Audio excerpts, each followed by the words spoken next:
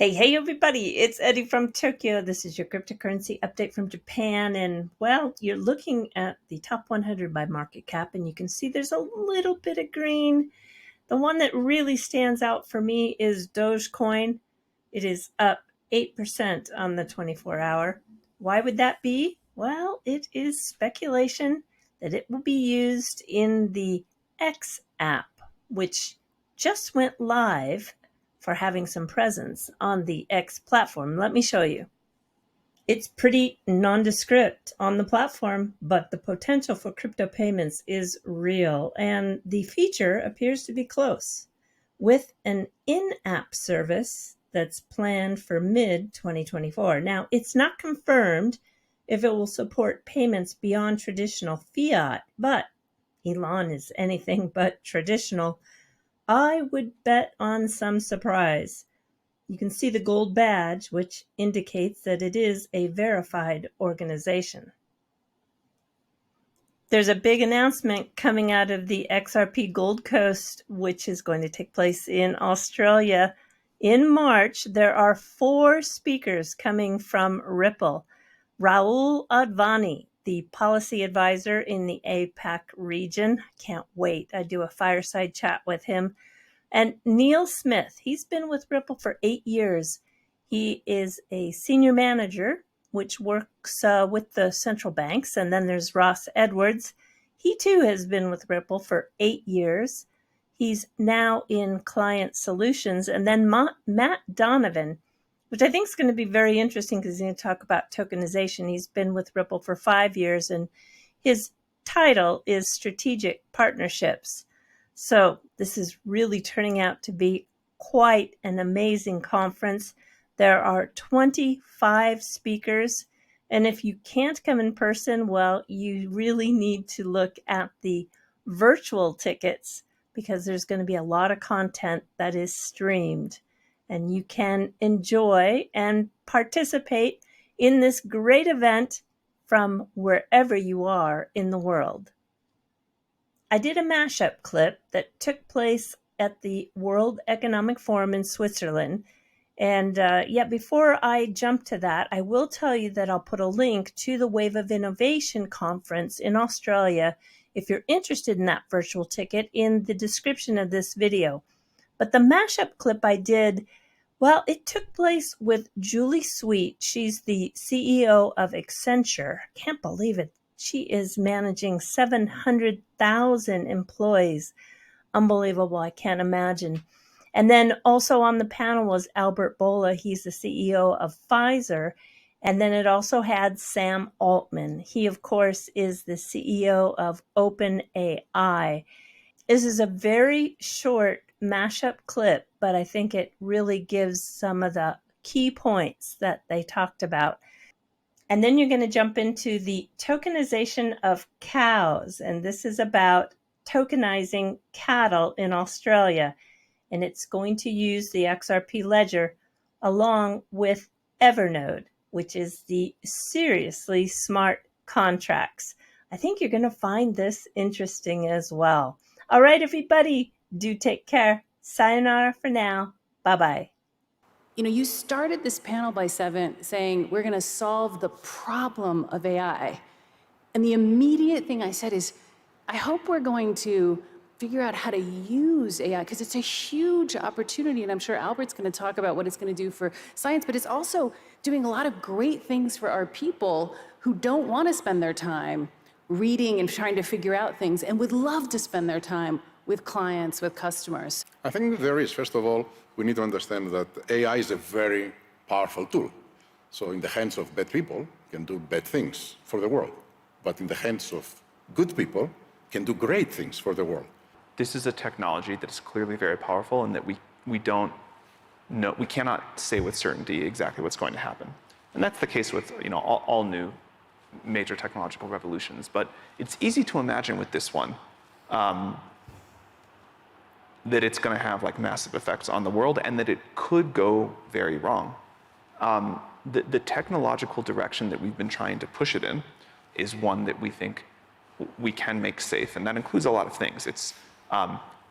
We believe in iterative deployment, so we put this technology out into the world along the way, so people get used to it, so we have time as a society, our institutions have time to have these discussions, figure out how to regulate this, how to put some guardrails in place.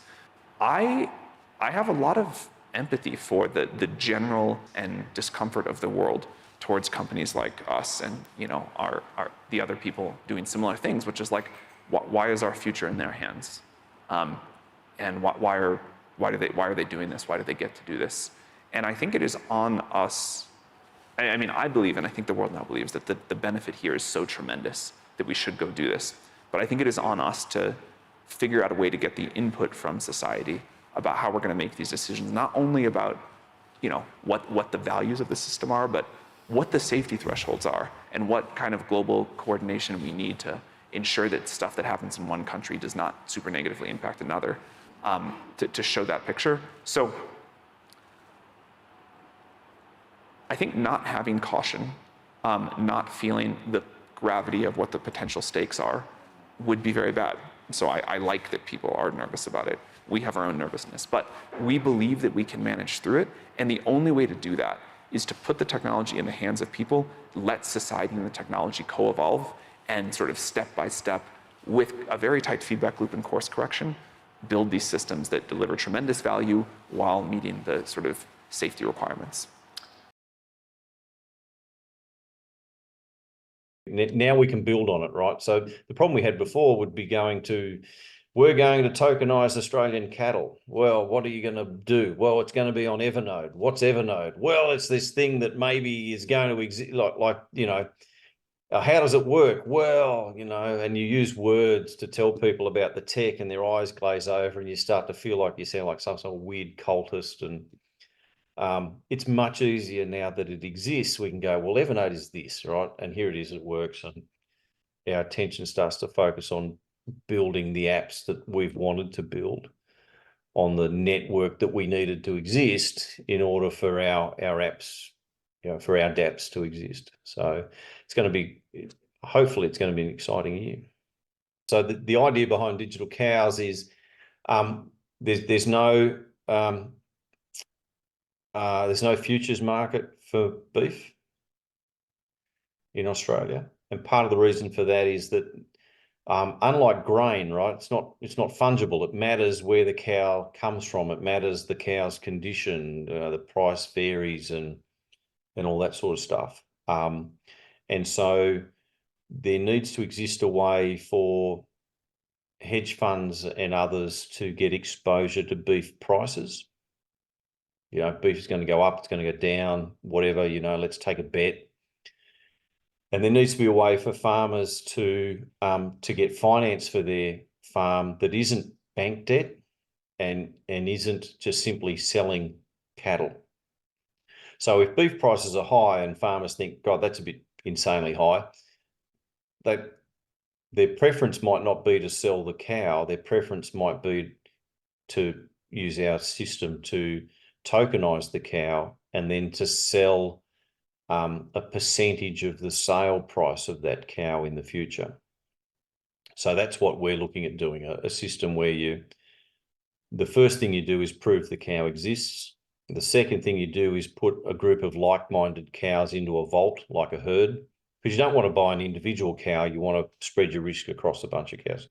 So there's a bunch of cows that are all the same, right? Whatever type of breed it is and whatever age, these are the cows, right? And they're all growing on the same property and they're all subject to the same vaccination and drenching routine and all that sort of stuff.